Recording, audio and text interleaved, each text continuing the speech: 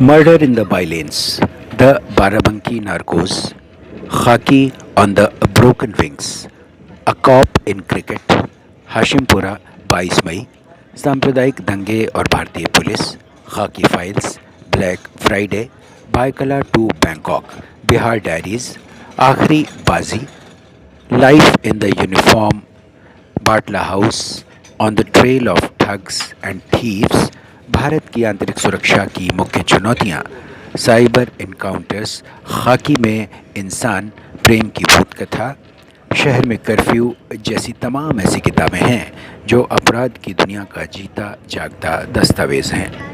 ख़ास बात यह है कि इन्हें लिखने वाले वो जांबाज पुलिस अफसर हैं जिन्होंने पुलिस तंत्र और अपराध की काली दुनिया को बहुत करीब से देखा, राजनीति और अपराध के रिश्तों को बारीकी से महसूस किया।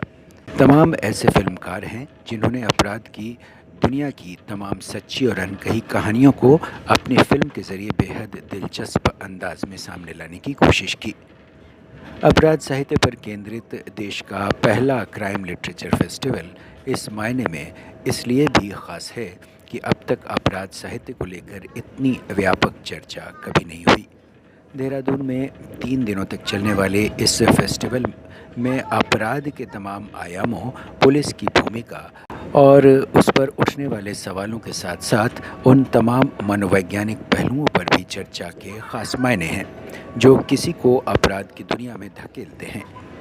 इस आयोजन की पहल करने वाले उत्तराखंड के पूर्व पुलिस महानिदेशक आलोक लाल खुद एक लेखक और पेंटर हैं। वो मानते हैं यह आयोजन कई मायनों में बेहद ख़ास है। हम लोग क्राइम लिटरेचर पे कंसंट्रेट कर रहे हैं।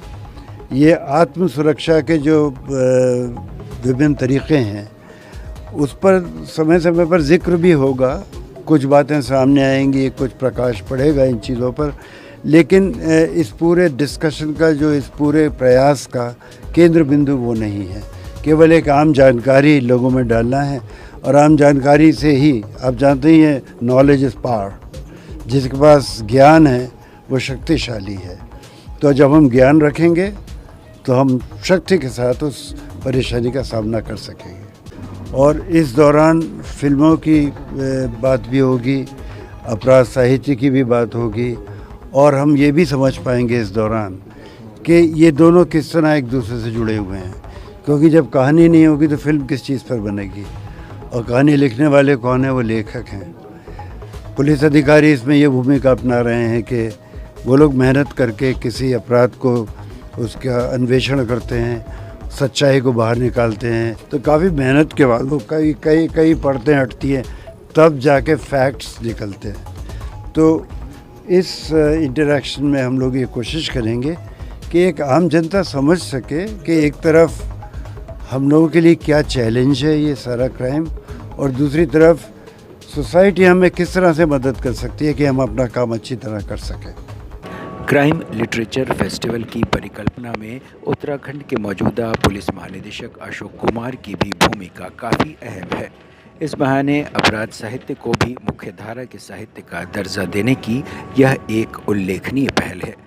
इससे बेशक उन लेखकों और साहित्यकारों को भी एक बंधे बंधाए दायरे से बाहर निकलने और इस बारे में कई सवालों को जानने समझने का मौका भी मिलेगा। 7 रंग न्यूज़ नेटवर्क की रिपोर्ट।